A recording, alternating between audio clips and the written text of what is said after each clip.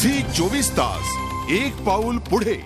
वसई विरार महानगरपालिकेतल्या कर्मचाऱ्यांनी काम बंद आंदोलन सुरू केलंय। मनपा आयुक्तांना झालेल्या मारहाण प्रकरणाचा कर्मचाऱ्यांनी निषेध केलाय। तसंच आयुक्तांना मारहाण करणाऱ्या नगरसेवकांचं नगरसेवक पद रद्द करण्याची मागणीही कर्मचाऱ्यांनी केली आहे। जनआंदोलन समितीच्या नगरसेवकांनी आयुक्त किशोर बोर्डे यांना ग्लास फेकून मारहाण केली होती, ज्यात ते जखमी झालेत। पालिका आयुक्त किशोर बोर्डे हे सत्ताधारी नगरसेवकांच्या प्रभागातीलच केवळ कामं करतात आणि जनआंदोलन समितीच्या नगरसेवकांच्या प्रभागातील करत नाही, या कारणामुळे नगरसेवकांनी ही मारहाण केली होती।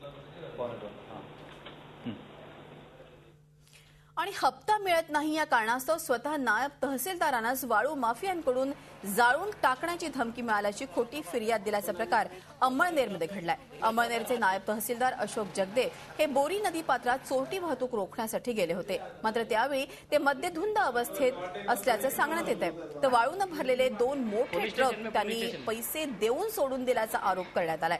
तर एका छोट्या पिकअप व्हॅनच्या चालकाकडे पैशांची मागणी केली, मात्र त्यानं पैसे न दिल्यानं त्याच्या विरुद्ध जोगदेव यांनी जिवंत जाळण्याची धमकी दिल्याची तक्रार केली आहे। मद्यधुंद जगदेव यांनी वाळू माफियांकडून 4 गाड्यांचे प्रत्येकी 1000 असे 4000 रुपये हप्ता वसुली केल्याची माहिती पोलिसांनी दिली आहे। सुटीचा दिवस असतानाही जगदेव नदीपात्रात कारवाईला गेले होते। तसंच त्यांच्यासोबत पोलीस कर्मचारी तसंच मंडल अधिकारी किंवा तलाठी यापैकी कोणीही का नव्हतं असा प्रश्नही या निमित्तानं विचारला जातोय। 9:30 ते 10च्या दरम्यानला मी नायब तहसीलदार म्हणून खडेश्वर मंदिराकडे बोरी नदी पात्रातून रेती अवैध उत्खनन होते, त्या ठिकाणी पाणी करायला गेलो असताना त्या ठिकाणी मला 2-3 रिक्षा ऑटो रिक्षा माल वाहतुकीच्या त्या सापडल्या।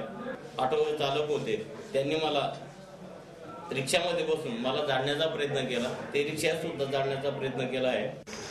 सरकारी मालमत्तेची चोरी आहे, त्याप्रमाणे सरकारी मालमत्तेची चोरीचा गुन्हा दाखल झाला।